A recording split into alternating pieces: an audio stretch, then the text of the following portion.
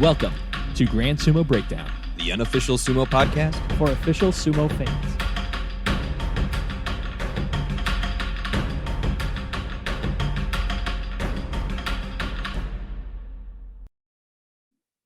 Welcome to Grand Sumo Breakdown. This is Ryan. This is Jake. Oh my god, I'm about to sneeze. Oh, that was the perfect timing. God, no. This is Fleric. This is Mac. Oh, we're off to just a banging start. We sure are. Thank Jake. you, Haru. I'm gonna make sure not to mute myself when the sneeze does show up, but it has gone into dormancy for the moment. All right. And yeah, that's how apparently we're starting off our Haru recap episode where Terano Fuji has won his third career Yusho. We got a lot to talk about, so I think we're just going to dive right into the results. No BS to start off the episode. Damn it, I lied because I forgot. Look at Fleric's freshly shaven face. He's like a newborn baby. So is it chilly? Like where you guys are at? Is it chilly? It's weird. The top of my face is fine, but Yeah, it's a little bit cold. Yeah, I'm sure it is. But let's move on for real now to the results of the Basho, where, like I said, Sekiwake East, Terano Fuji, with a 12-3 record, has won his third career Yusho. Our June Yusho winner was somehow Aoyama from Maegashira 12 West. This is his second career June Yusho. And we have seen both of these. We have bear witness to both of his junior shows during his career. Very unfortunate for us. Yes. How is that unfortunate? Yeah. That's great. He is. Have you not listened to this podcast in my extreme for Aoyama? future Yokozuna Aoyama, sir. I mean, he's closer than he was last Basho now, I guess. Yes. But I was going to say Terano Fuji with his third career, that puts him in, does that put him in second place of every active wrestler? It sure absolutely does. Because as we will get to in a couple minutes, Kakuryu has retired. But more on that in a second. We got to get to our special prize winners. The Gino Show Technique Prize went to one of my favorites, Wakataka Kage, his first career technique prize. He got a 10-5 record from Maegashira 2. He took down quite a few guys in the Sanyaku ranks, and including putting a little bit of dirt on then Yusho race leader Takayasu. Shut up. Yeah. I think my favorite thing for Wakataka Kage, again, the Gino Show, the technique prize, was performing a henka on day 15 to secure it. He pulled out all the tricks. All the tricks. I love seeing his, like, come on, like, do it. Like his dumb little head nod that he does, like egging somebody on, and then a friggin' henka. Damn. Cold-hearted. There's one very important piece of information that we have overlooked. Fleric, how will you be referring to me for the entirety of this episode? Yokozuna Ryan, I should say. That is correct. Thank you so much, Sukebito Fleric. Yes, I will do my best. And you will do excellently, of that I have no doubt. Unlike Takayasu in the clutch during a Yusho race. Oh, just sticking that dagger in and twisting. It's almost like Jake is getting punished this episode too. It's fantastic. Yep. All right. Cool. Man, a few words. It's the best. I love this. For the Shukun Show Outstanding Performance Prize, that is going to none other than Terano Fuji, his third career Shukun Show Outstanding Performance Prize. And I forgot to count how many overall prizes he has, but it's quite a few. That makes 9 for him now. The Kanto Show Fighting Spirit prizes, we have one going to Maegashira 3 East Meisei, his first career Fighting Spirit prize and first career special prize overall. And at Maegashira 12 West, we have Aoyama. He is getting his fourth career Fighting Spirit prize and his 5th overall special prize. Somehow he has won a Gino Show Technique prize. Don't know how that's happened. It's those meat hooks, man. It's those flailing meat hooks. And I'm not talking about his palms. Oh. Thank you. And of course, that inevitably leads us to Kagayaki, who once again remains completely unremarkable in his career, as he got a 6-9 record and therefore did not get a special prize or any other sort of accolade to his name. And so we have been ragging on Kageyaki for quite a while, and it's taken a bit of time, but we have finally gotten a Kageyaki defender. So we have a voicemail that we are going to be playing, shockingly, in defense of Kageyaki. Now, good sir, you put forth some very good arguments. You're just wrong in every sense of the word. I'm sorry. I don't know what to tell you. Yes, They're we would entitled to their counter. opinions. We would counter with nuh-uh. Yes. So Everybody's entitled to an opinion, but you're wrong. But once again, please, everybody, please send us your voicemails. We would love to play them and hear your opinions. We might agree with them sometimes, just not when it comes to defending Kageyaki.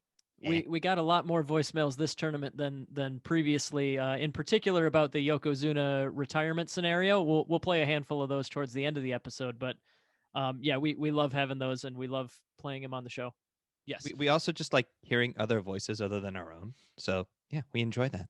Yeah, ever since we've been doing video, we've been locked in this Zoom conference call for the entirety of the Basho. Like, I haven't seen my wife and daughter. For You the can't past hang 2 up weeks. a Zoom call. Like, No. you lose it then. Yeah, it's just gone. You use All right. up the Zoom. Yeah. So we teased this before. It has finally happened. We've been talking about it for probably since the beginning of this podcast. But Kakuryu has finally decided to call it a career. The decision was made easier a couple months ago. He did get his Japanese citizenship, which will allow him to continue on in the JSA now that his career is over. I believe he will be able to use Kakuryu as his elder name for 5 years, and then he'll have to find a permanent one. So for now, he will be Kakuryu Oyakata, I believe part of Michinoku Beya, and I believe he's planning on splitting off to form his own Heya, probably planning to get the Izutsu Oyakata elder name and reopen the Izutsu stable, which was the stable he was a part of for the vast majority of his career before Izutsu Oyakata died within the past couple of years, and he had to transfer over to Michinoku. Just a quick little bit about Kakuryu. He became Yokozuna in May of 2014. He won 6 Yusho, 8 Jun Yusho, 9 special prizes, and very surprisingly to me, no Kinboshi. Seriously? Yeah, he must have just done all of his good work in the Sanyaku ranks. All right. Yeah. So that's about all the time we're going to spend on Kakuryu this episode, because we have a lot of other stuff we want to talk about, and we're going to, trust us, we're going to dedicate an entire episode to Kakuryu. This is the second Yokozuna that we have. Third Yokozuna. Third. I was about to say, you forgot Haru Mafuji, didn't you? I absolutely did. This is the third one that we've seen retire, but this is by far the one that we've been able to watch the most in our sumo watching career. Oh yeah, we certainly know him better than the other two when they retired. I just wanted to add, you can probably expect that one, unlikely this off season, but probably the next one, so like June-ish. We just got a lot going on this month already. So we want to hear all of your cool memories of Kakuryu inside and outside the dojo. We've seen a lot on Twitter. We want you guys to send us voicemails about your favorite reasons to love Kakuryu. Fleric, we know that Kakuryu was one of your favorites. So what made him one of your favorite, Rikshi? He was kind of the Yokozuna who was around when the Hakuho kind of went away. He's also like I got a very humble vibe from him. I think some people kind of call him like a Buddha, and like I definitely kind of got that he was very humble. And he was also very, very good. And also like everyone on this podcast like counted him off when he first came back too. I remember that, and like I believed in him, and then he came back with like Yusho, like right in the row. Yeah, So- because I think when we first started this podcast, he came off 4 straight missed tournaments, which is, like I was saying, we were probably talking about Kakuryu retiring right from the beginning of this podcast. And then, yeah, like Fleric said, he won back-to-back Yusho in our 3rd and 4th bashos that we covered. So that makes a lot of sense. And kudos to Jake and Flarik for predicting that he would retire during this basho. You guys got that one right on the preview episode for whatever that's joy. worth. Yeah. Feels Does that, great. does that count as a couple points in the prediction series? Yes.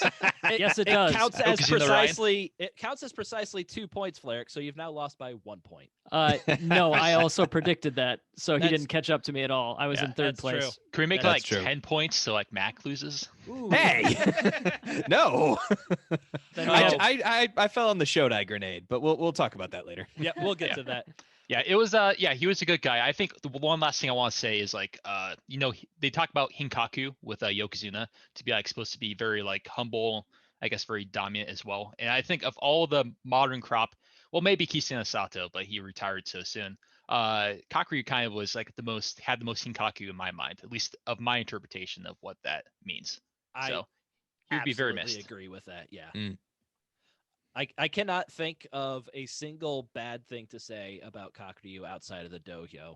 I can't think of a single only good thing to say about him. It's like all stellar or above for his like demeanor outside the dojo.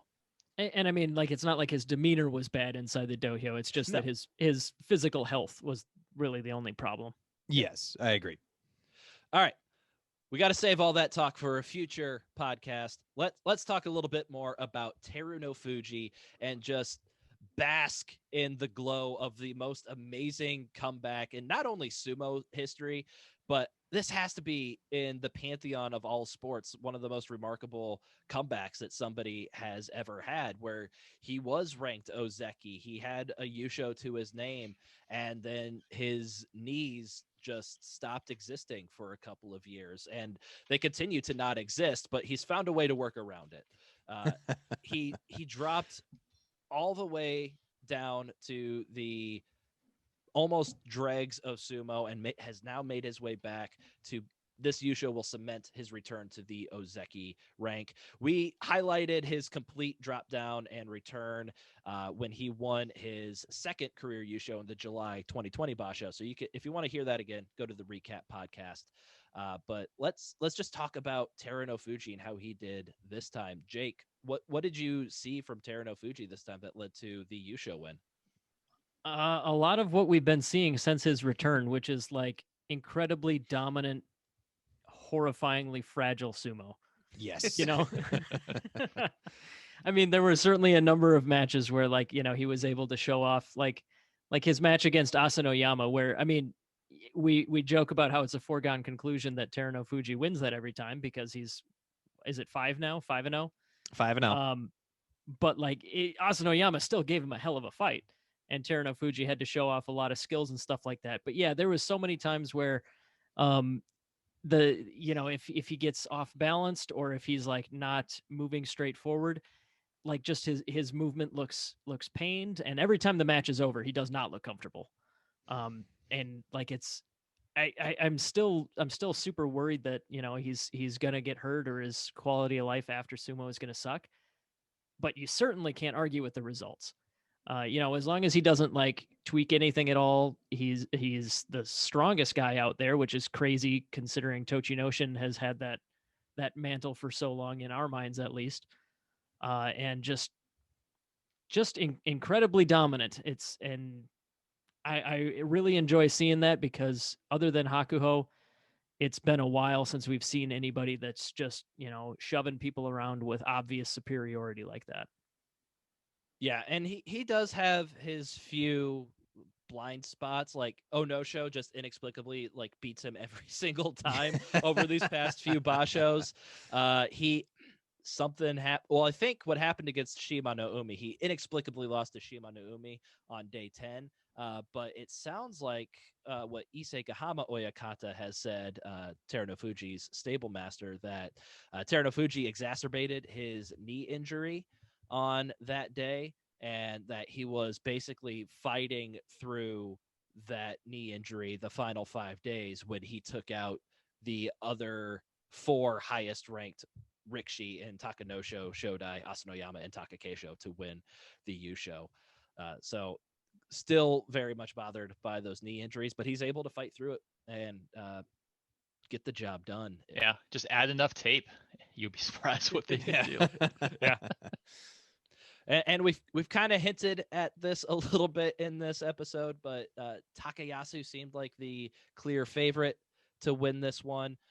He was up by 2 wins after day 10. He ended up tied with Teruno Fuji after day 13. He was 1 behind Teruno Fuji on day 14, and then ultimately lost on day 15. Not that it would have mattered because Teruno Fuji won on day 15 to secure the U show. So a little bit of a comeback for Teruno Fuji on this one to get past Takayasu. So a little bit of a fun ride. Looked like it could have been a boring basho for people who are not absolute Takayasu fans like Jake. The hell, man. Oh, anytime when somebody has like a 2-win lead going in the final days, it's not fun anymore. This one we at least got to pretend that there could have been a Tomoe Sen 3-way playoff if Teruno Fuji lost on the final day to Taka Keisho. With potentially Oyama. I mean, and it would have been Oyama. Right? That's what I mean. It's like, Mhm. Oyama? Where did that come from? I don't know. I don't know about you, but if Aoyama is like 2 points ahead and just like cruises through the Yusho, that's like the best Yusho of my life. That's not boring at all. Yeah, that's pretty good. For that, Sukebito Fleric, say my Yes. name. Yes, Yokozuna Ryan. Would Would you like some water? I would love some water. Okay. I'm absolutely parched. Let me go text your wife. She will absolutely love that, I'm sure. Yeah, there is absolutely though, an element of novelty for novelty's sake is also certainly entertaining. So yes, Aoyama being in this top tier and like us not even like it didn't even really make sense that or it wasn't even really noticeable that he was in the top tier until the final days because he took his 4 losses all very early. Yeah, he started off 4-4 and then won his last 6. Just went on a Or 7. tear.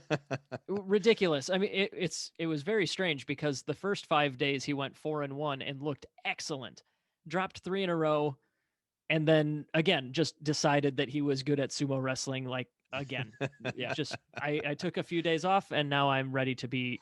It was very strange for sure. But like for just again for novelty's sake, him being up in the top is very.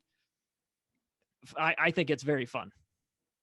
Yeah, Teruno Fuji. I think definitely a sign of like mental fortitude to like just bring it at the end. But you can kind of tell with his matches. Like I think the one where he secured it, when he came to secure day 10, which was his Ozeki promotion, he was ready to go. And like he just like came off the Tachi really hard and fast and just won it decisively. Is that when he murdered Shodai? I'll have to look that one up. I don't think that was his murder of Shodai. I thought it was still someone of lower rank. His 10th win Day was 10. Shodai on day 13. Yeah. Okay. Okay, there we go. I definitely have memories of him having a very decisive win, and that might have been the one there. Yes, I he thought it was- blew Shodai out of the water. Yeah. Yeah, and I think those last 3 days, knowing that he had all 3 Ozeki in front of him, the Ozeki that he clearly shows that he is equal to in rank and superior to in current status, like I think that was another motivating factor for him to just, absolutely bring it. Yeah, definitely. And so Teruno Fuji will be making his return to Ozeki. He will be the 3rd Rikishi in history to make it back to Ozeki twice, doing it the hard way both times. You've had Taka Keisho drop down, regain the rank, Tochidoshi drop down, regain the rank, but they just needed to get 10 wins in one basho to get it done. Teruno Fuji had to do it very differently. So the 2 other guys that have done it did it a while ago, and standards were very different back then. So there is one, Shio no Umi. He did this back in the 1940s and early 1950s, where they didn't even have 15 matches in every basho at this time. So both of his Ozeki runs started with a losing record. Oh, So his first one was like a 3-4 record, then an 8-2 record, and 11-2 record for his first one. His second one was a 4-9 record, and then 2 10-5s to get his Ozeki promotion. It was 2.5 years between his Ozeki promotions, and he only dropped to Maegashira 2 West. And then you had Kaiketsu in March of 1975. His first Ozeki promotion also somehow had a losing record in it. wow. He went 7-8, 12-3, 11-4 for his first Ozeki promotion, and then in March of 1977, he went 14-1, and then an 11-4 and 11-4 for his second Ozeki promotion. That was only 2 years between Ozeki promotions, and he only dropped to Maegashira 6 West. So now Teruno Fuji, his first one, which he secured in July of 2015, he had an 8-7, 13-2, 12-3. And then in May of 2021, he had a 13-2, 11-4, 12-3. Almost 6 years between his Ozeki promotions, and he dropped all the way down to Jonidan 48, which is the second lowest division in sumo wrestling. Just absolutely incredible. The meat once again. grinder. Yeah, like the people who dropped to Ozeki and then made it back the hard way, they didn't drop all that far, and it didn't take them too long. They didn't miss like 4 or 5 years of their prime not being Ozeki, whereas Teruno Fuji did. So just makes it even more incredible. So let's move on and talk about some of our other Ozeki in this basho. Now we're good. We're good. Move on. Oh yeah, Mac is a little upset about Shodai's performance. Had Really? Shodai as his champ in the prediction series. Would it have made a difference, Mac? You still would have finished in second place, just a little bit closer but to me still. than you were. So Fleric will be very happy to say that Shodai will be Kadoban for the next basho, as Shodai is actually going to be Kadoban for the second time in his 3 basho as an Ozeki. So this time it's just due to he didn't look good. He wasn't injured like he was in his first basho as an Ozeki. He just didn't look like his technique was all there. And as far as I can tell, he's the first Ozeki in the 6 basho format, which goes back to the 1950s, to be Kadoban twice in his first 3 basho as an Ozeki. So Jake, do you think this is just an off basho for Shodai, or is the real Shodai that we knew and loved from like 2016 to 2019 back? Jake, you're muted. Sorry, muted myself because Daisy was barking in the background.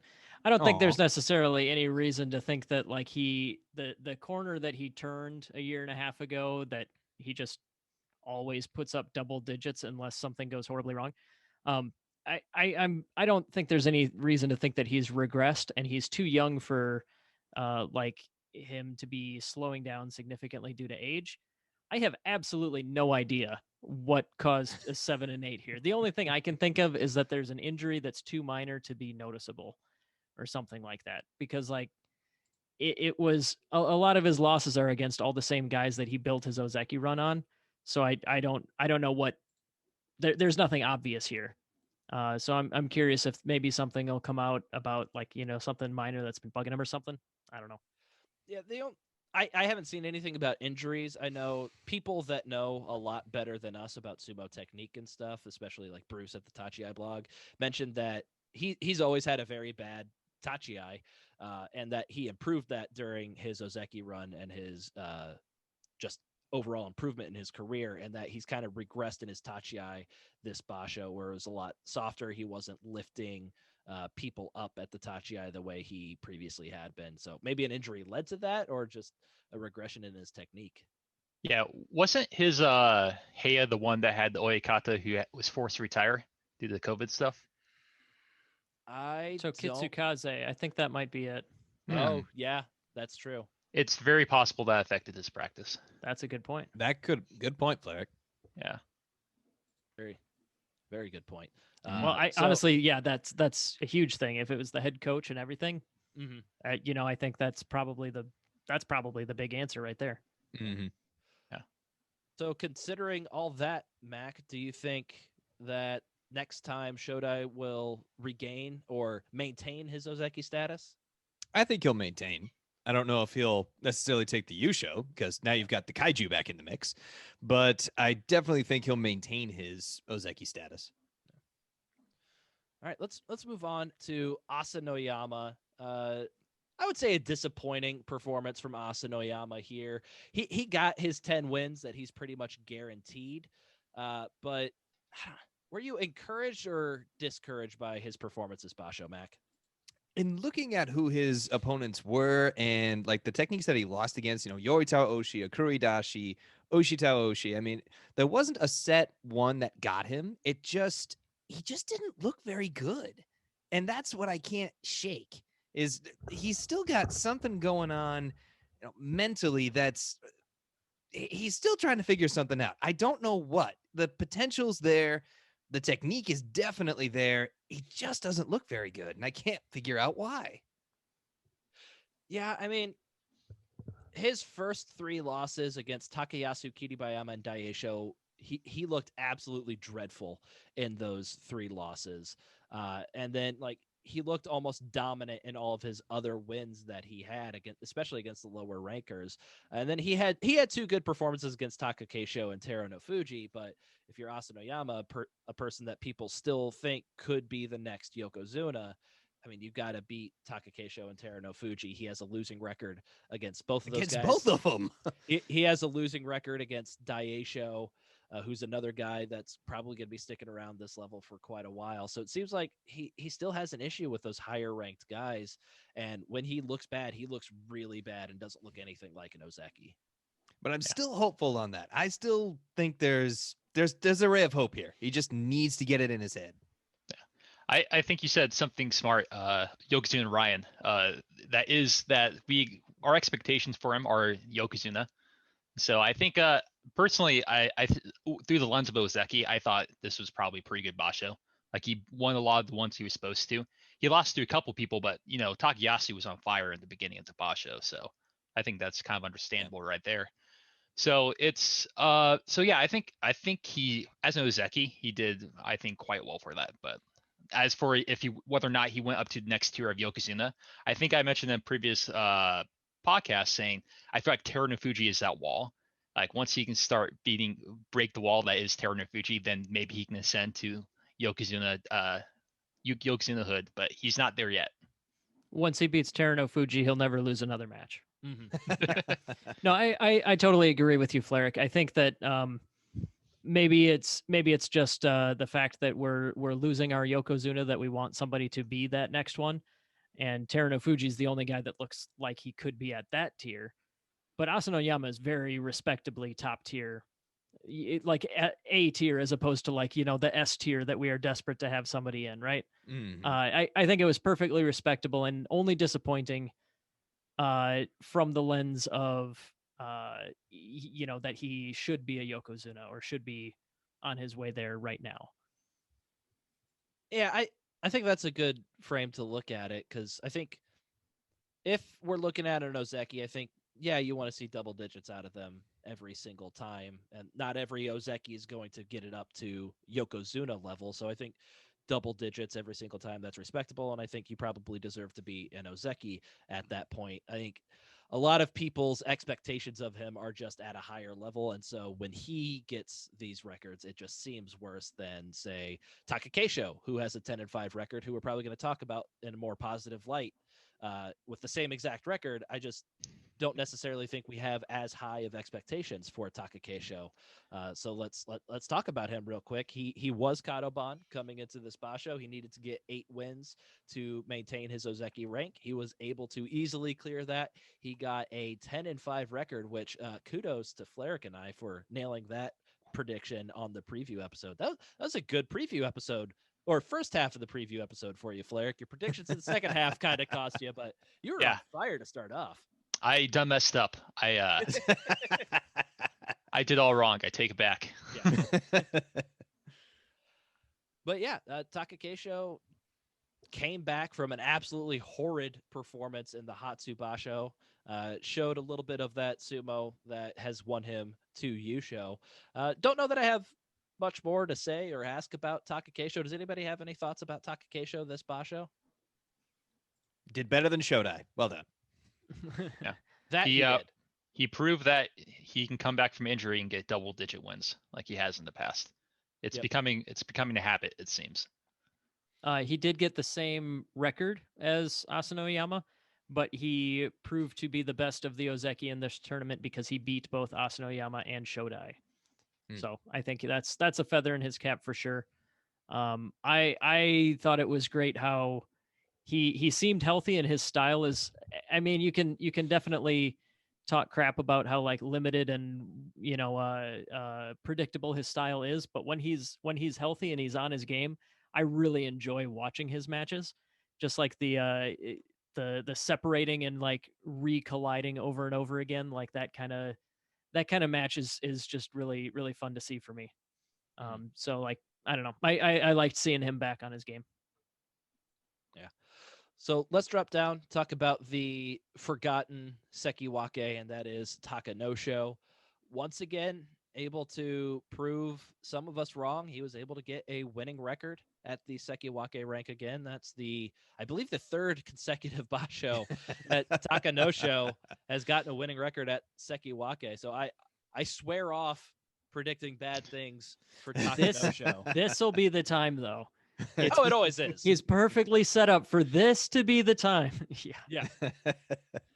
I mean, I will point out that he did have a 1-4 record against the other Sanyaku Rikishi.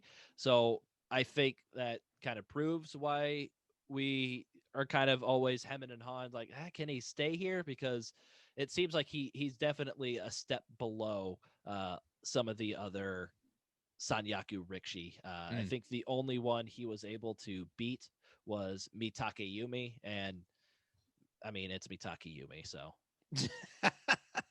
I just love the disdain that Ryan has for it. It's like, oh, it's Mitake Yumi. I mean, what are you gonna do with the guy at this point? If he was gonna do something, he's had his chances. I'm done with Mitake Yumi.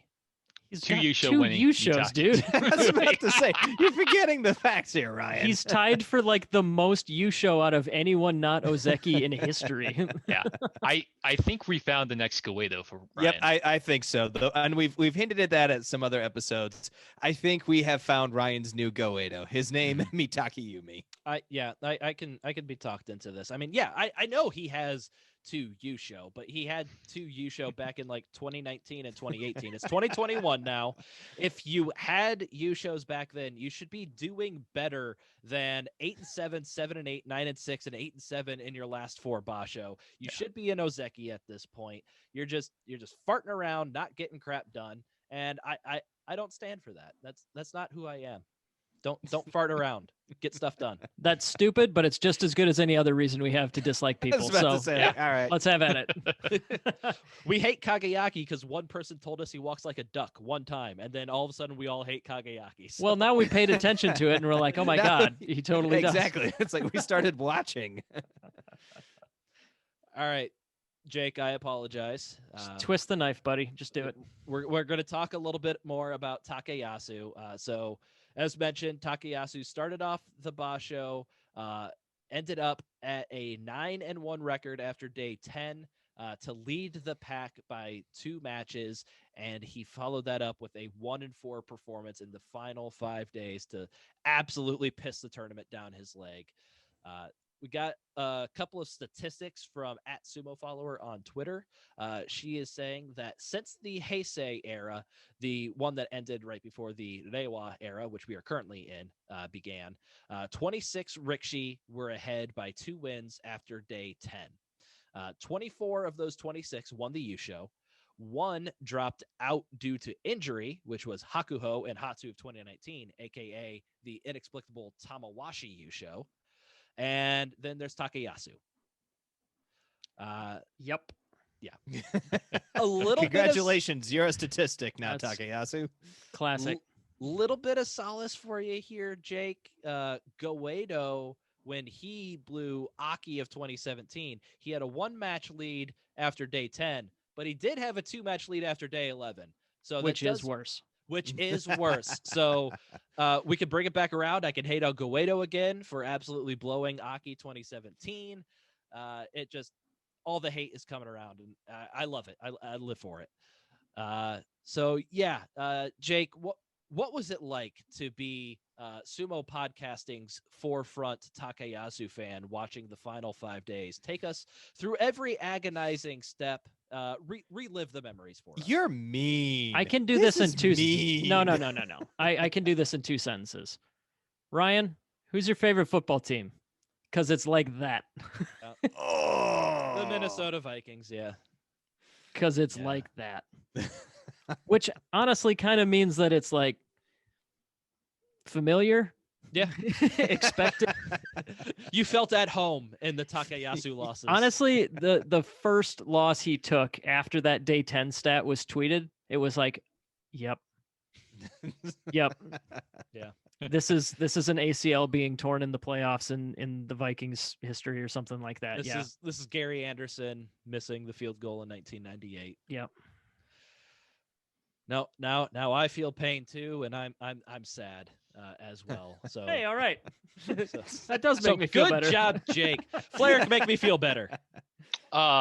Your beard is stashing, Yokozuna Ryan. Your GD right, it is.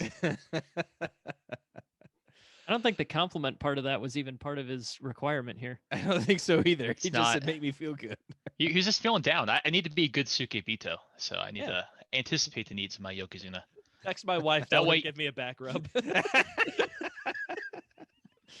I'm not sure if I want to tempt fire that much. I was about to say, Gabby might come over there. Yeah. But of course you're gonna teach me the secrets to become Yokozuna myself after doing this, right? Like Sure. the secret techniques to learn how to wrestle. Yeah, don't let Teruno Fuji drop to the last pick of the champ selection. I am super regretting that, by the way. Honestly, was- though, I I don't regret it in the sense that I don't think it was a bad decision because I just He's a don't glass trust cannon. I just don't trust him to stay healthy 15 matches every time. Mhm. And like that little voice that says someday he will be injured again is like it's too Very loud. loud. It- Yeah. it's very loud. It gets louder as the tournament goes on for sure, but like Oh yeah. Like he Jeez. was injured again in this tournament. He just fought through it. Yes. Like I'm not going to be shocked at all if he is Kadoban after the next Basho. yeah. Yeah, he was Kadoban a buttload back when he was like he was dropping down real hard by the time we started our podcast, but the year, maybe year and a half we were watching before we that we were just watching before we started the show. Yeah, he was Kadoban like every single time. It was crazy. Yeah, I'm looking up right now. We had like a 9-6, like 3-12, 8-7, 2-13, 8-7, 4-11, 8-7, 4-11, and then like Jinyusho. But yeah, It's Yeah. 100% health for him. Like he's just like the stereotype, the cliche, well, if he's healthy, he'll do well, but he's that cliche dialed up to 11 for sure. All right, let's talk about our last Sanyaku Rikishi. That is Daisho. He didn't manage to quite stick it to the Bonsuke committee like we were all hoping he would, but he did scrape by a day 15 Kachikoshi after an 0-4 start, which means he went 8-3 for the rest of the tournament. He did pick up wins against Ozeki, Asanoyama, and Shodai. I believe he did lose to Teruno Fuji. Yeah. So yeah, he picked up some good wins. And an interesting statistic about Daisho in this Basho, he became the first Yusho winner since Takakeisho in November of 2018 to either not have a losing record or not pull out of the next Basho due to injury. So the first time in 3 years that the defending Yusho champion was in all 15 days of the next tournament and managed a winning record. That's like 14 or 15 tournaments. Yeah, that just shows how incredibly how much parity there is in sumo right now. That clearly there is no dominating force, which we have talked about quite a bit. There was one dominating force that we did see opening day, and it happened to arrive on Daisho's face, which I thought at that point was just going to set the tone for the rest of the tournament for him. But when Hakuho opened up with that massive slap, I thought, and Daisho's done. I was going to try and I was going to toss out that I think you missed one, Ryan, but you mentioned that Teruno Fuji followed up his previous Yusho with an 8-win, but after that 8 wins, he pulled out of the tournament. That's right. Yeah, and I think there's 1 or 2 Hakuho wins where he did manage like a winning record, but then he like pulled out or something like that. Yeah. So certainly no, let's see. The last time anybody got consecutive Yushos is Kakuryu in 2018. So like that's if you're on Sumo DB and you just see like the top whatever shows up on your screen once, it's like a complete smorgasbord of like different names. Then you like scroll down one screen and we're back into like just Hakuho, Hakuho, Hakuho, Hakuho. It's a very strange place to be. Yeah. All right, so let's talk about some of the rank and filers that we haven't had a chance to talk about before. Who do you guys want to shine the spotlight on a little bit? I have a couple quick hits I want to talk about. Mostly because Hokuto Fuji, he did quite well, and I read somewhere that he recently became a dad, so that's pretty cool. Prior to that guy right there. And the other thing is for Aki Sayama, this has to actually do the commentator, Ross Mihara on the English stream. He described Aki Sayama as fleshy. And I thought that was super accurate. He's very skinny. As in he has a lot of skin. There's just a lot of the skin. It's a lot of flesh. Yeah. I would go ahead, Mac. Oh, go ahead.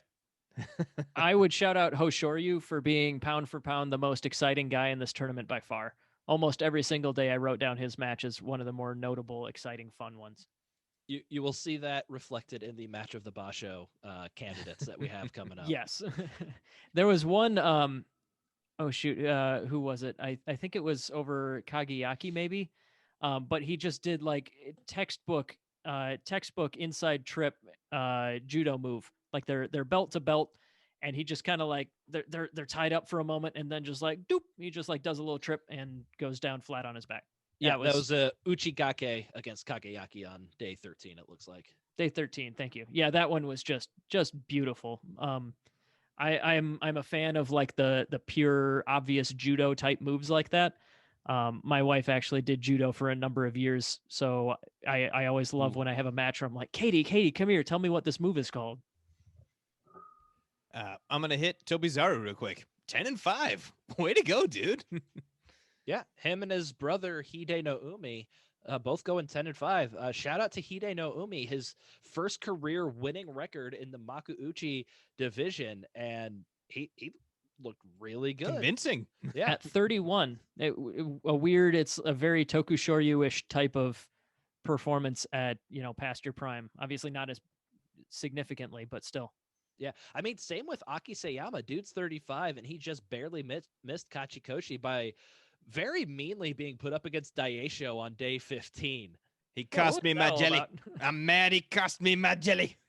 Were they? I suppose they were just like trying real hard, even if they had to stretch all the way across the ranks. They wanted the 7-7 matchups, right?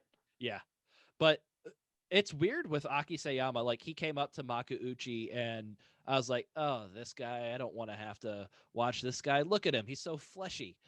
But like, it's just a great word. He's so there's just something about his fleshiness that's so endearing to me, and I just kind of I don't really get happy for sumo wrestlers. Like I don't care, just like be good at sumo, and I'll like who I like. But like, I'm happy for Aki Sayama doing this good at 35 years old. Like. He's endearing, and I want him to have this like late career surge. I don't want him to win a Yusho. I was about to say, where was this love with Tokushoryu? Where was this genuine happiness with Tokushoryu? He took it too far. Oh, come on. He did too well. We are in the stage of sumo where Kakuryu is retired. Hakuho's gonna be gone after July. Like he said, that's his make or break one. I'm pretty sure even if he gets a winning record and could continue, I'm pretty sure he's gonna call it quits after July. We need to find the next Yokozuna. We need to find the next people that are gonna be the dominating forces for the next 5 to 10 years. And Aki Sayama Yusho 1, it doesn't obviously is not a step forward for anybody who's gonna take that next step. But it just shows you how far away we are from that next step being achieved or from seeing who the next top people are. If Aki Sayama can win a Yusho, that means there's nobody that's about to take that next step. That just means the field's wide open. That means anything I don't can want the happen. field to be wide open. That's exactly what we're saying we don't want. Yeah, we want there to be. You guys don't get it.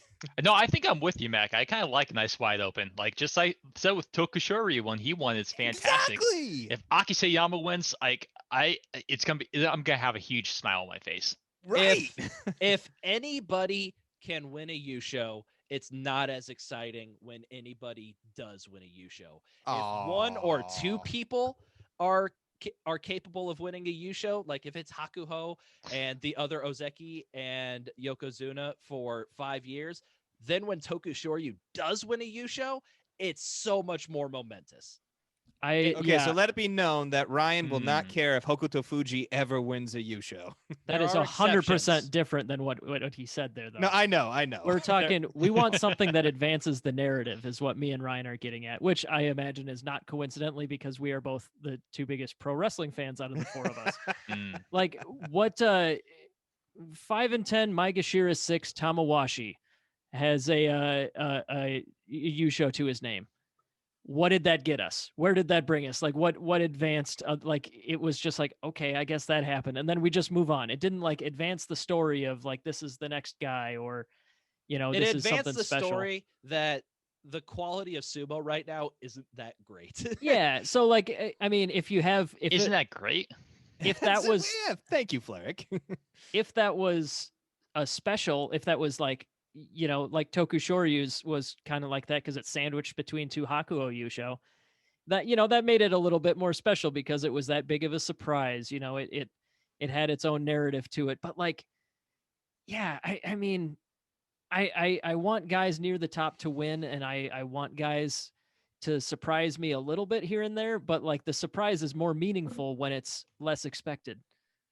Ryan got the water. My Flair, wife did- just brought me some water. Thank you, Tsukebito Flerick. I got you, Yokozuna Ryan. cannot believe that worked. But no, that my point stands though. Like, an unexpected guy that's young and could like deliver more, that's different than like Akiseyama. Yeah, just to Flerick, go ahead, and then I'll have my final point. Yeah, I think just to kind of push back that it doesn't advance the narrative, or those like maybe no narrative, maybe that's not fair, but it's a narrative. Like when there's so much parody that no one yet has stepped up, it's just kind of like a continuation of the dynasty of like this. No one's yet there. Like everyone's a still trying to crucible. figure stuff out. And also byproduct of it is lots of just very close U shows, which I thoroughly enjoy. Yeah, so it is advancing a narrative. It's just not advancing a narrative I want to see advance. That's fair. That's And fair. yeah, and my thing is I'm okay with watching. I like watching dominance. I don't have an issue. I don't have a big issue with like the New England Patriots when they won 6 Super Bowls. I like watching. Now dominance. you've gone too far. But I'm also all about. I want the highs to be the highest they can, and a Tokushoryu U show in the middle of a sea of Hakuho U shows is just that much more special than when it's in the sea of Tamawashi and Mitake Yumi U shows. Yeah, because like, and I know I said earlier that like novelty for novelty's sake can be fun, but again, I think it's not a novelty anymore.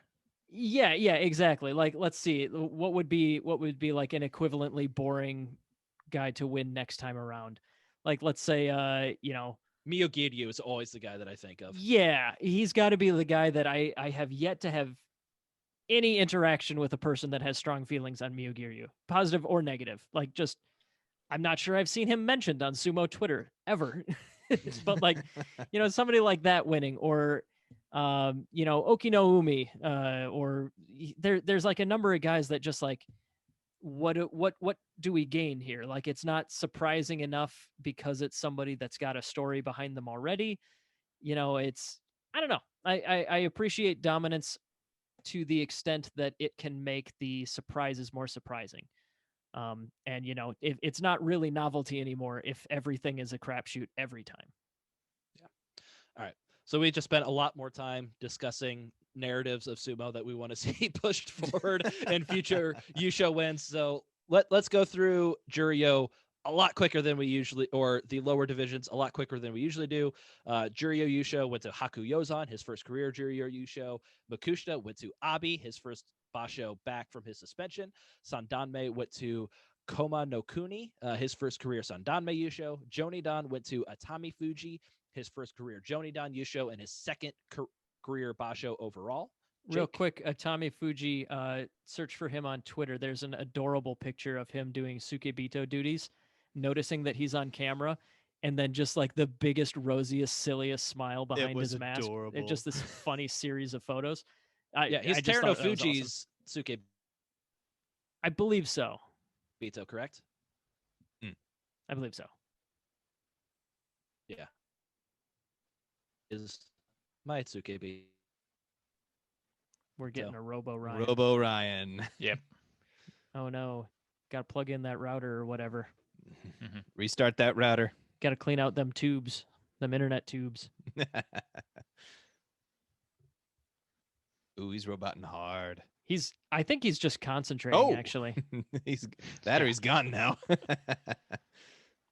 did he disappear for you guys? Yeah, he disappeared. No, he's still here, but Still he's showing on frozen. my screen. Nope. Yeah. We have a stopwatch for this timestamp. Good thinking. We're at 50 minutes. All right.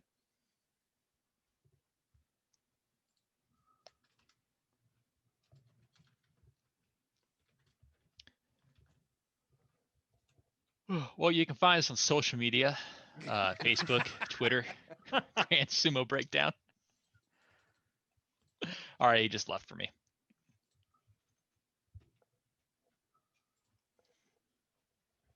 Yeah, when he rejoins, I should be able to patch it together, no problem. Nice. Restarting my computer. Restarting.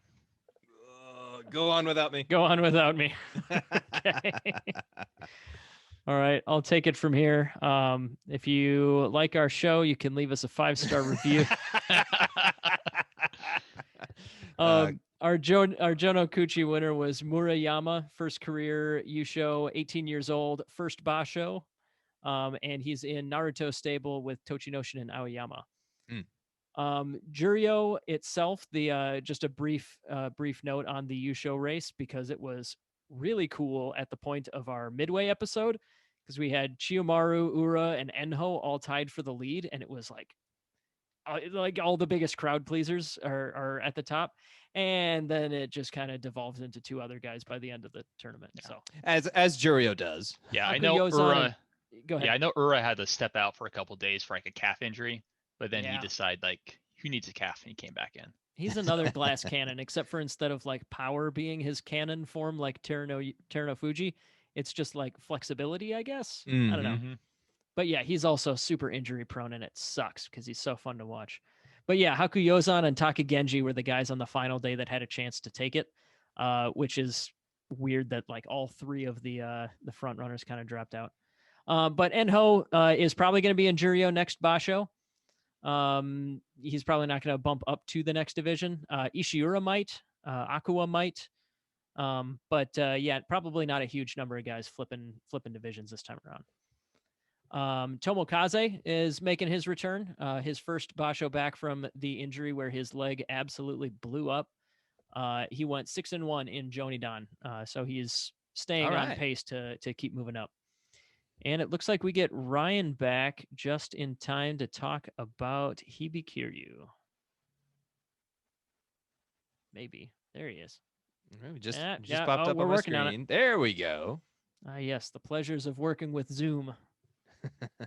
I am back. Did we continue podcasting, or do we need to start back up? We No, got we're- all the way to the shoutouts to social media, and we're good to go. We're actually Hibikyu. just about to talk about Hibikiryu. I will say we're not going to spend much time on it right now because we are going to be doing a bonus episode later this off season. We're actually asking around, doing some research, might have some special guests on that one, just other people that might know a little bit more about different types of injuries and different injuries that have happened in sumo in the past that might add some more context. But the short version, if you didn't hear about this one, on day 13, Hibikiryu lost his match by, the classic sumo, like both guys are trying to throw each other kind of move, and we both are tipping over. But then just as a freak accident here, the way that Hibikiryu landed, he apparently lost feeling below his neck.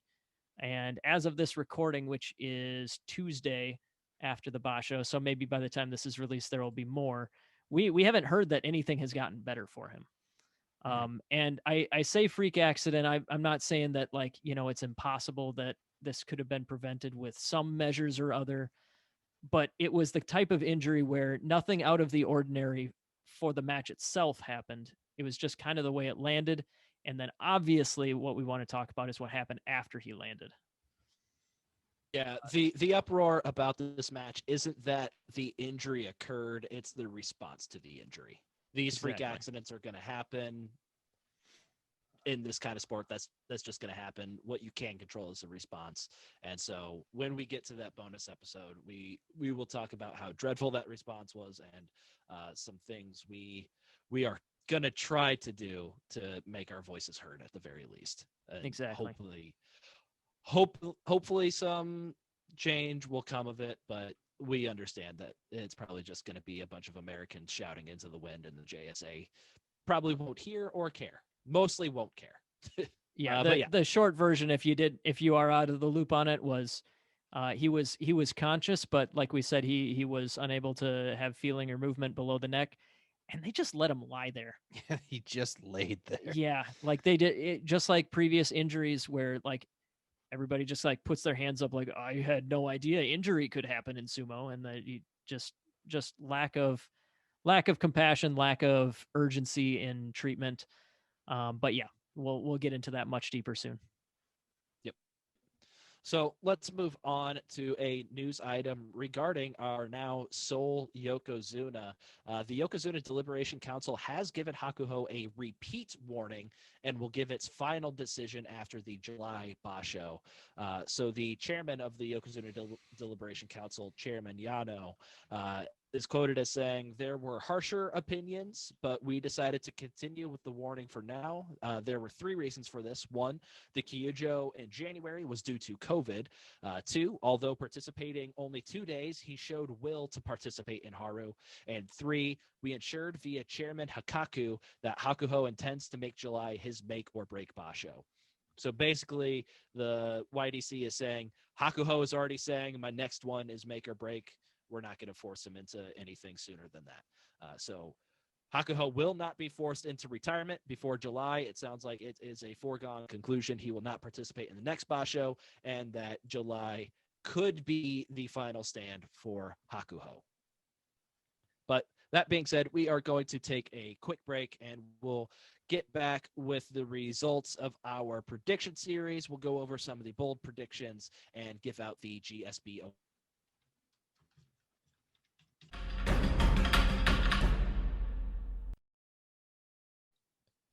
All right, we are back. And Jake, why don't you tell us where the GSB belt currently resides? Yeah, it's weird as hell. What? So at the cutoff, at the halfway, Daisho had he was the belt holder. Last tournament, it ended up on Hokuto Fuji. And let's see. So I just want to make sure that I'm getting the rankings right, because we're trying to follow this all the way up to the top. So at the end of last tournament, it ended up on Hokuto Fuji at Maegashira 1, but he had a 7-8 record, so it technically started off the next Basho 1 rank lower. So it started off this Basho at Maegashira 2, where Hokuto Fuji landed. However, he lost immediately to Teruno Fuji. It passed over to Onosho, Takanosho, and then Daisho had it for his like mid Basho streak. He lost it to Wakataka Kage.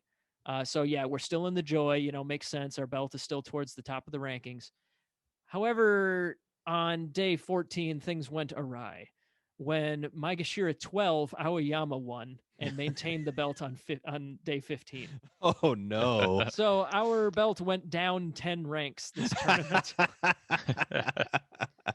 On the plus side, an 11-4 record from Aoyama is going to bring it up closer to that Maegashira 2. Probably not all the way. Depends on the Bansuke, but it'll ultimately be a drop of 1 rank. Aoyama is pretty much locked in to be Maegashira 3. Gotcha. Okay.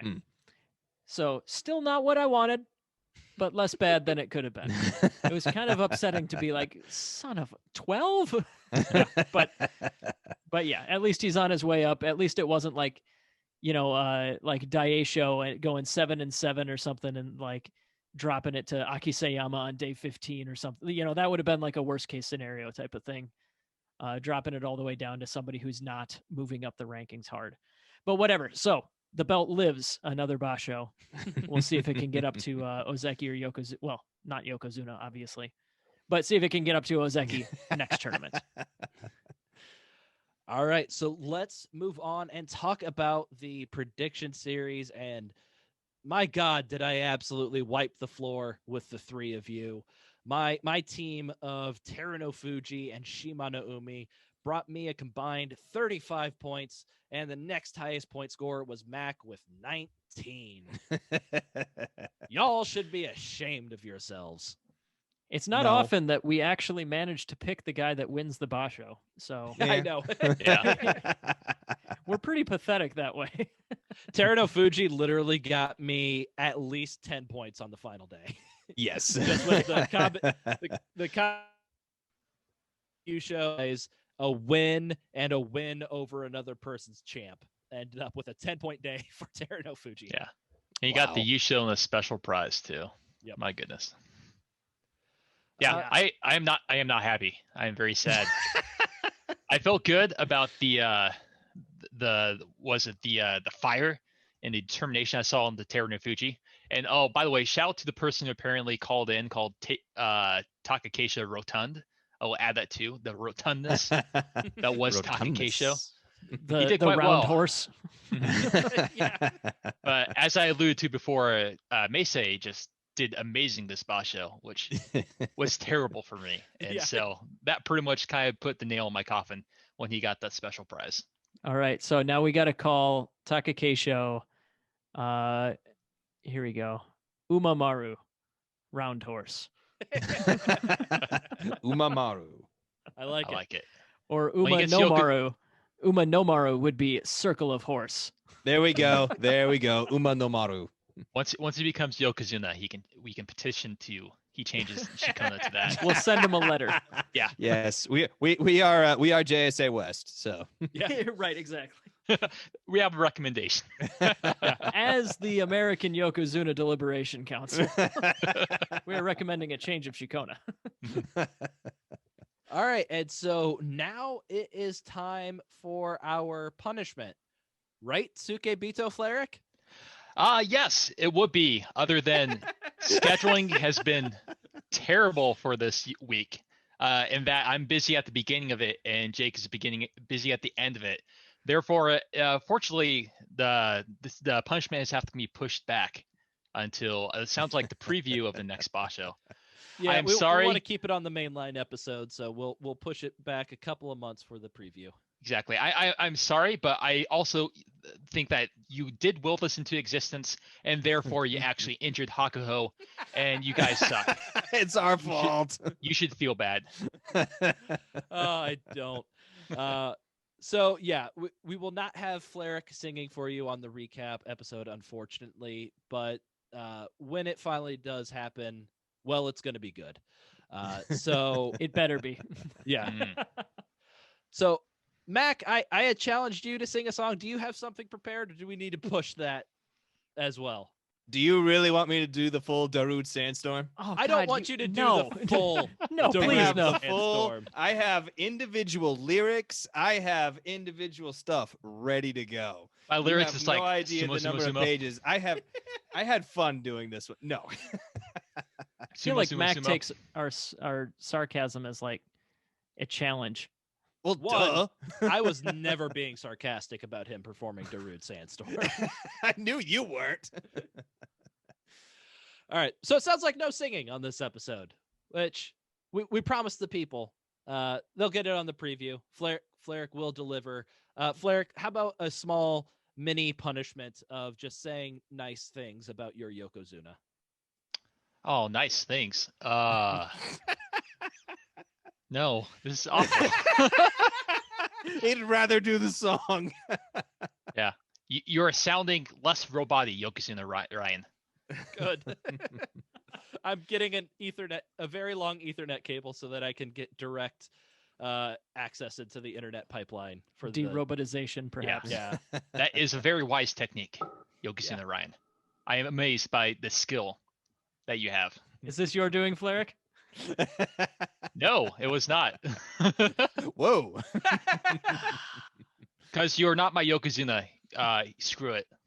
I guess that was just my Sukebito. For those without the video, apparently a glass of water showed up for Jake, which we can only assume was his Sukebito wife. His words, not mine. Wow. Yes, that is how she refers to herself as well. Yes. The Sukebito wife. God, I am absolutely a Sukebito in this household. Aren't I? I'm pretty sure we're probably all Sukebitos in our household. Nah, To our pets. Yeah, well, I don't have pets. I am not waking up at 4:30 every morning voluntarily. I can tell you that much. The real Yokozuna, the Riley. No, summons you. it's Yokozuna Piper. Riley gets up between. Oh, it's Yokozuna Piper. Yeah, Riley's the one that gets up between 5:30 and 6. We can usually ignore her until my alarm goes off at 6. You ignore your baby, but have to get up for the dog. She's It's the cats in our crying. house. She's not crying. She's just making baba goo goo sound. So she's happy and content. She can lay there until I want to roll out of bed. You should hear the scream noise that Kif makes. You should hear the scream noise that my daughter has decided to start making ever since Sunday. My God, she won't stop. Well, Happy, that's at least like angry, hungry, scream, scream, scream. well, I guess what I'm saying here is that's at least a human noise. No, it's not. Oh man, I hope you never have to experience Kif when he is like hungry. Because yeah, it's on the order of a crying baby in terms of like visceral unpleasantness. Like it's uncomfortable. Okay, that's enough talk about our dependents / superiors in life. Let's move on to the bold predictions from our fans. First off, we're going to start with Constanza Ozario, who said that Teruno Fuji would win the U show and make the biggest comeback by regaining his Ozeki position. We also had Mark B predicting that Teruno Fuji would complete his Ozeki comeback. Felix Fisher said that Abi will not be expelled from the Kyokai in this Basho. Not yet. It will happen, but not this Basho. Just you wait. So we'll have to circle back around to that one once Abi gets suspended again from sumo wrestling.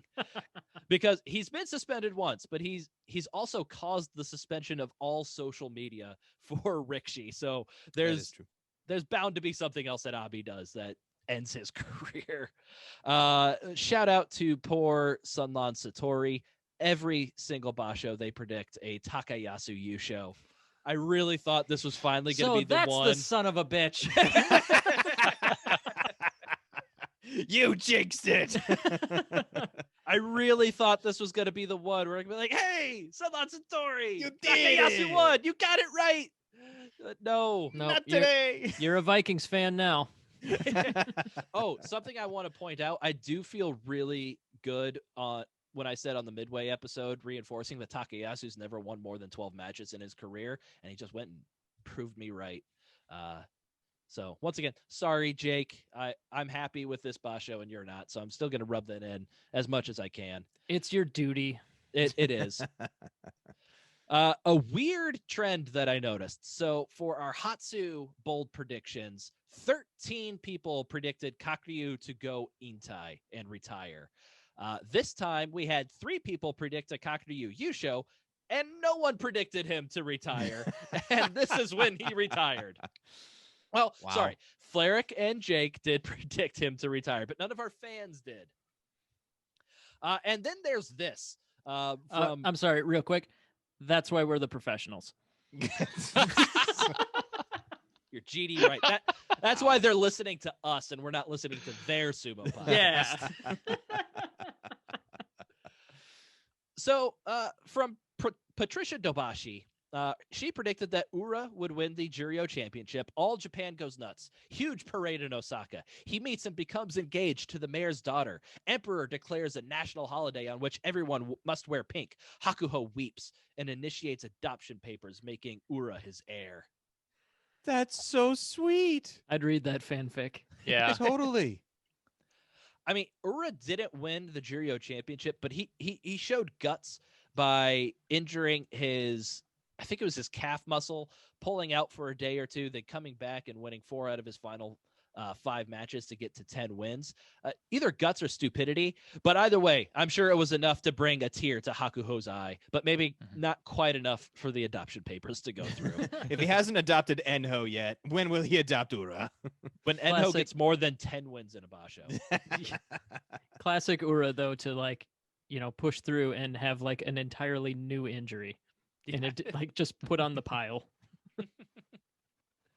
All right, so let's move on to the Grand Sumo Breakdown Awards. And a lot of people are going to be collecting the Tawara Magician Award because the first few days of this basho, people absolutely did not want to get pushed off the dohyo. You could see it in the Tamawashi Oki no Umi match. Both of those guys were doing everything they can to keep their feet in. On day 4, Enho, probably my favorite save at the edge of the Tawara was Enho down in Juryo on day 4, where I think, did he grab the guy's head and pull himself back into the ring and throw the That other guy sounds out right. simultaneously? Yeah. I love that one. And then Takayasu, I don't remember exactly what it was, but he did some magical feat on day 4 to earn himself a mention of the Tawara Magicians. And then the other award that I'm giving out, I'm done handing this award out every single basho. So to Terano Fuji, he gets a Lifetime Achievement Award in Strong Boy-ing.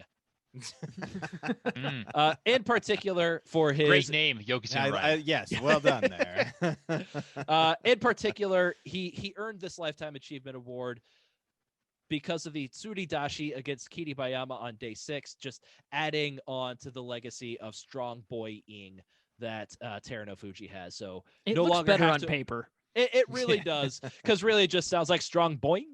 Strong boing. Yeah. That's how it reads. He also got another Kime Dashi with like the double overhook lift out move. And he got a handful of Yorikiris that could have been called Kime Dashis, if I recall. Just Mhm. They were close. it's that move where he doesn't have to bend over very far, and he's like, yes.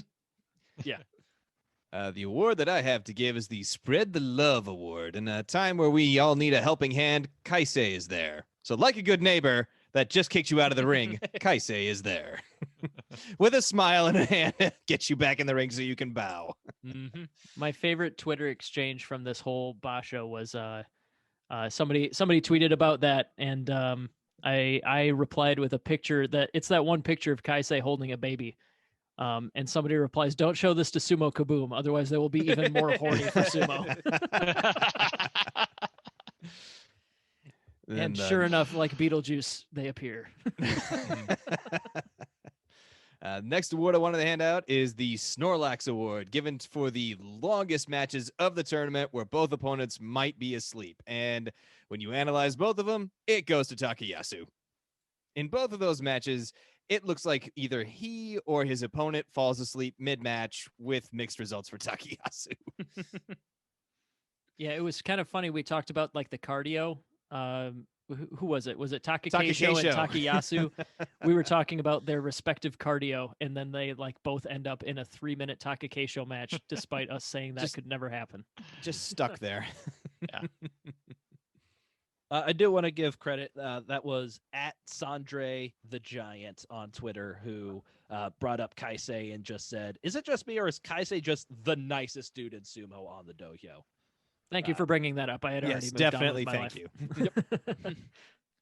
And our final award is the match of the basho. We've got quite a few nominees this time. Mac really enjoyed the Aoyama versus Koto Shoho match on day 2. It's just glorious. Where Aoyama just absolutely destroyed Kodo Shoho and sent him on the sidelines for the next 10 days. On that same day, Hoshoryu versus Ryuden, a nice back and forth belt battle. On day 7, Hoshoryu versus Aoyama, a battle of different strengths. One guy going for the belt, the other guy desperately trying to keep him off of his belt. Oh God, why? No. Aoyama did plenty of grappling technique on his own, which is why I put it on this list as a nominee. We talked about it a bit more on the midway as well, but it was uncharacteristically well-rounded for Aoyama, and Hoshoryu's Hoshoryu, so it was just a very exciting match. Day 13, you had Takayasu versus Wakataka Kage, another back and forth match where both guys were about to step off the clay, but eventually winning by a hair was Wakataka Kage. Sorry, Jake. It was one of several matches at the end where Takayasu lost like by his leg hair, basically. Yeah, we could have done this. We could have put his day 14 match against Tobi Zaru on here, where once again Takayasu just barely lost to cost him the Yusho. 2 days in a row for that to happen, Jake. Just how did that feel?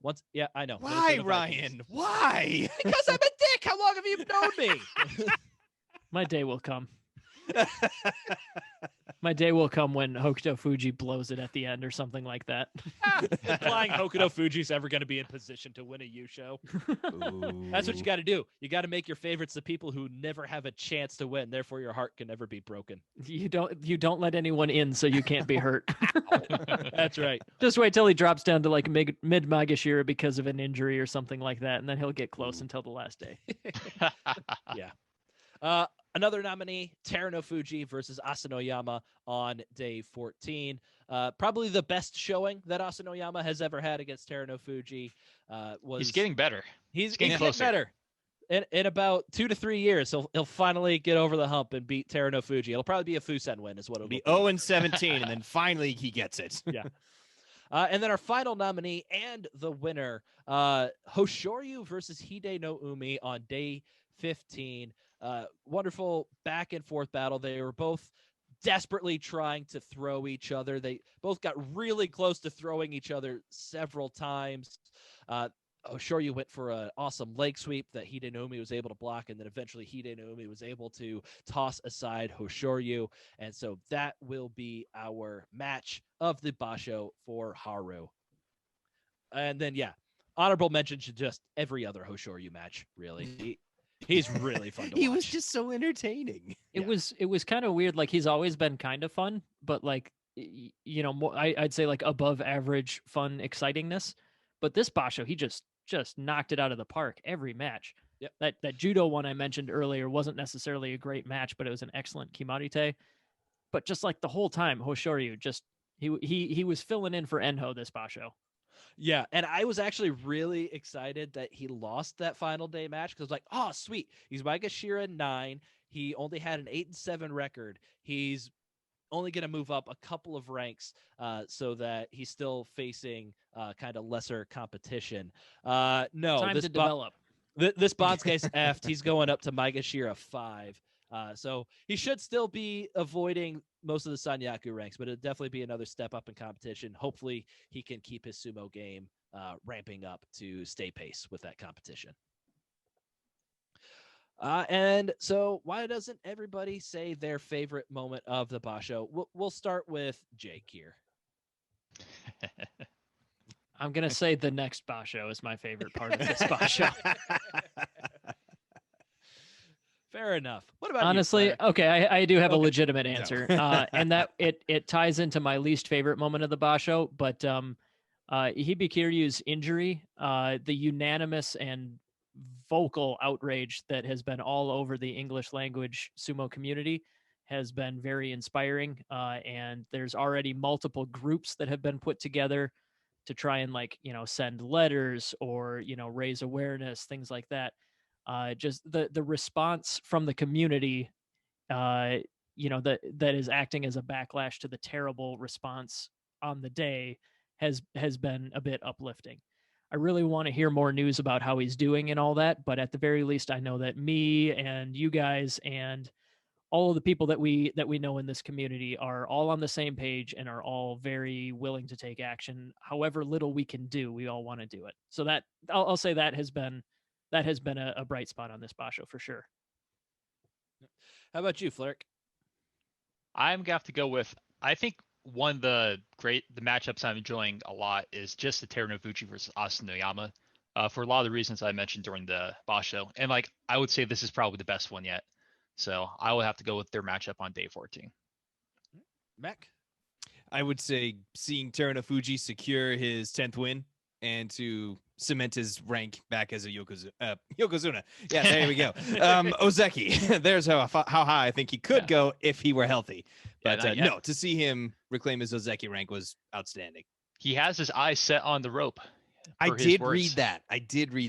And a very strange argument that came from like people disagreeing, I think, rather semantically about that on Twitter. It was an interesting read. It's not a good look to want to be a Yokozuna. We don't have to get into it ourselves. Okay. Maybe we leave that one fine. to the heated argument that's already happened. That's fine. The gist of it is one side like, yeah, he's Ozeki. Why wouldn't he go for Yokozuna promotion? Why wouldn't he try to go for that? The other side is mainly like, he has a very limited time with his knees and he has like his future health to think about. He shouldn't go all out and strive to get the Yokozuna promotion and maybe put his health kind of on the back burner in favor of the Yokozuna promotion. He should look to stay as healthy as he can, to stay in sumo as long as he can, because now we know that Terunofuji is also going for his Japanese citizenship, which takes a lot of time because he wants to stay in the JSA. So I think the people saying like maybe cool your jets a little bit just kind of want to see him stay healthy for longer and not kind of put the Yokozuna run as the highest thing on his mind, but maybe try to keep his health as the highest matter in his mind for his future ability. I don't know. Getting your name on the Yokozuna stone's pretty cool. So yeah. And you get, well, don't you get 3 years being Ozeki instead of the 5 as Yokozuna to be in the JSA? Or do you have to have citizenship to use that grace period? I think you need citizenship. I'm not sure. Does that mean his name goes twice on the Ozeki stone? That's a good question. Like 2 handprints and let's go back to Japan and see if Kaiketsu is on there twice. Let's do it. All right. My favorite moment of the Basho, I think we already talked about the Terunofuji thing, but seeing 2 of my favorite up-and-comers get winning records. Super impressed with Wakataka Kage getting the 10-5 and the special prize at Maegashira 2, picking up a couple wins over Ozeki. Really excited to see if he can maintain that and keep that moving forward. And then we've already talked about him plenty, but Hoshoryu, just absolutely love watching that guy and love seeing him do well. Hopefully he can keep that going forward as well. So we do have a few voicemails that we are going to play kind of at the very end of this episode. We asked people to send us in their opinions on whether or not the Yokozuna should retire. And once again, we want to shout out Casey Mustang, who sent in the first voicemail, which inspired us to put the call out there to get more voicemails on that. And so that worked. We got quite a few, a lot more than we're used to getting in our inbox at one time. So thank you, Casey Mustang, for that recommendation.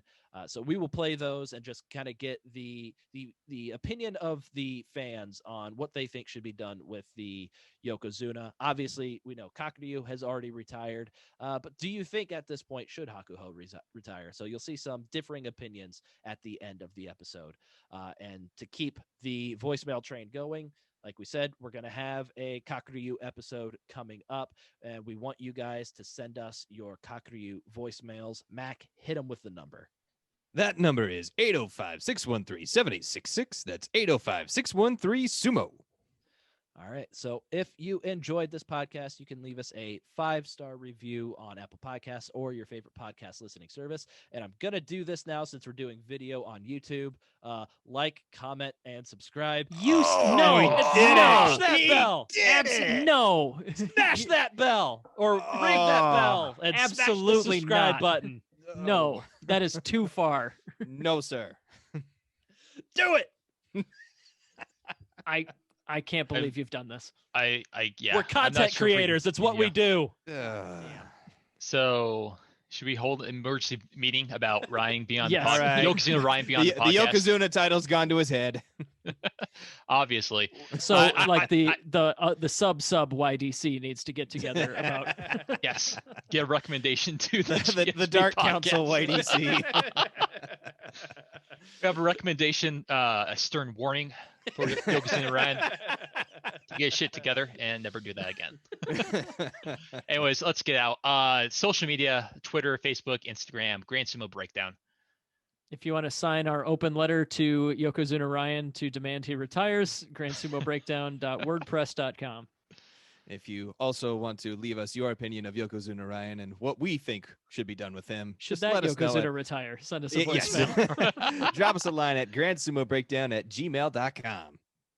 All right, we will have our Bonds-K prediction coming out early next week. We've got a couple of bonus episodes planned for between now and the Natsu Basho, and stay tuned because you're going to have an amazing, just absolutely career-defining performance from Fleric on the Natsu Basho preview episode. If a man has a month and a half to prepare a sumo-based song of a parody of a song that I chose for him, it better be damn. I want the whole music video, Fleric. You are assuming that I'm going to work on it before the night before. I would like that. Are we gonna? It would be nice. Are we gonna drop Yeah. a teaser for what No. song it is, or are we gonna keep that a secret? I already did. Oh my. Oh, I have no idea. I was not paying attention. Well, I'm not going to tell you what it is. Yeah. Fleric knows. Fine. I do have It is one known. additional request since we have now completed our first Basho on the YouTubes. What do you guys want to see more of? Did you enjoy it? Do you like staring at our faces? Do you really? Tell us what you'd like to see on our episodes.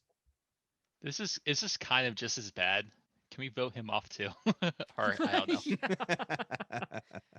He's leading us down a dark trail where I'm gonna have to pass some of my crowded background over to Fleric's background or something like that. Like, comment, and harite that subscribe button. Oh! No. All right, I'm ending it. I'm putting us out of our Yeah. misery. Let's play us out, voicemails. Play us out. Play us out.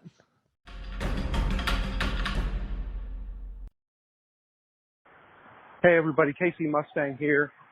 I've got a pretty hot take. I don't know how hot it is, but I'm pretty fired up about it. So here it is. I'm calling officially for the retirement of both of our Yokozunas right now.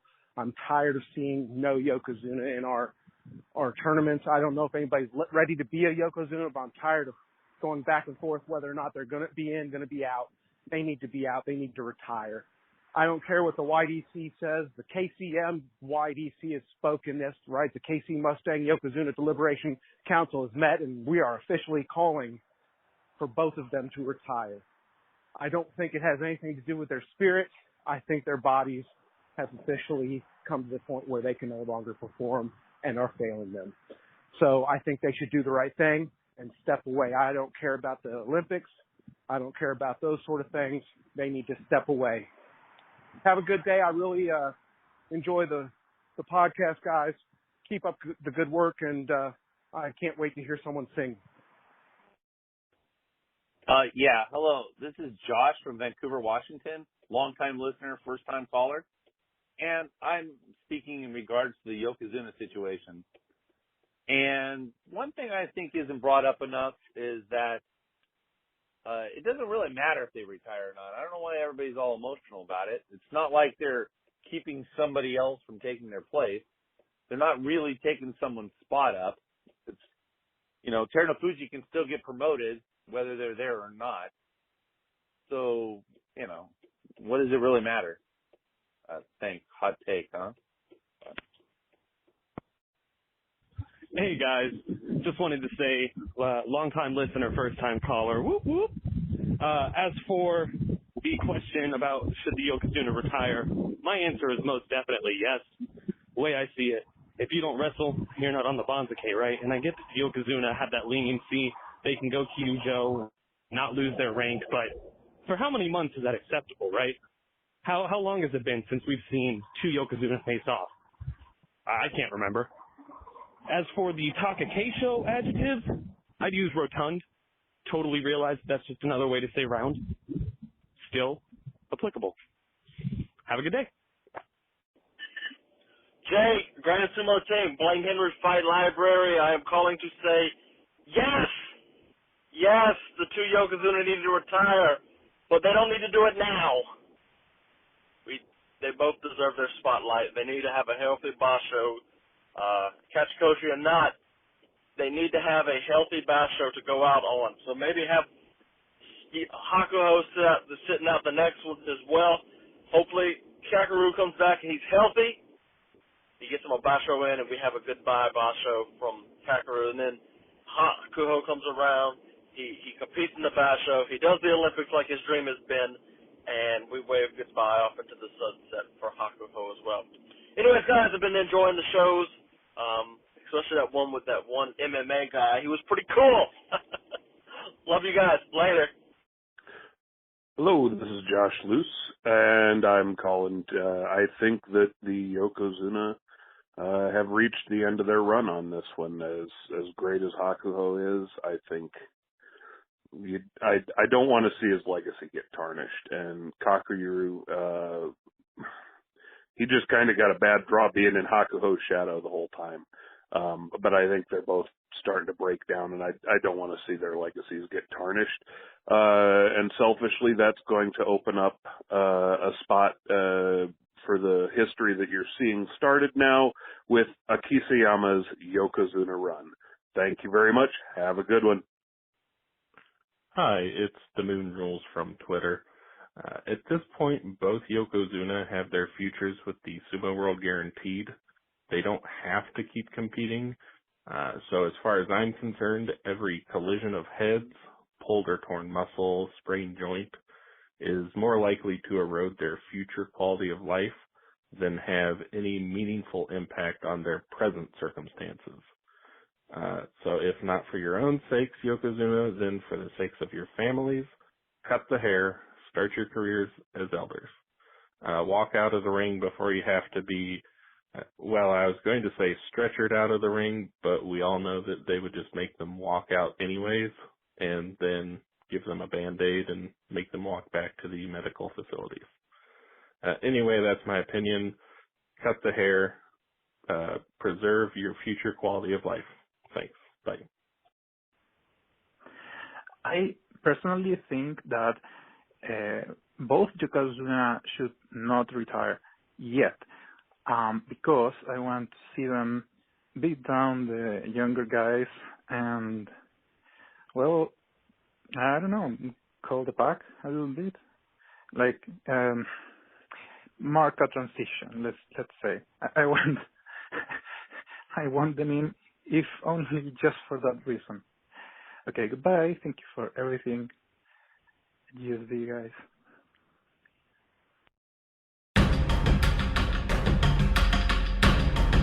Thank you for listening to Grand Sumo Breakdown.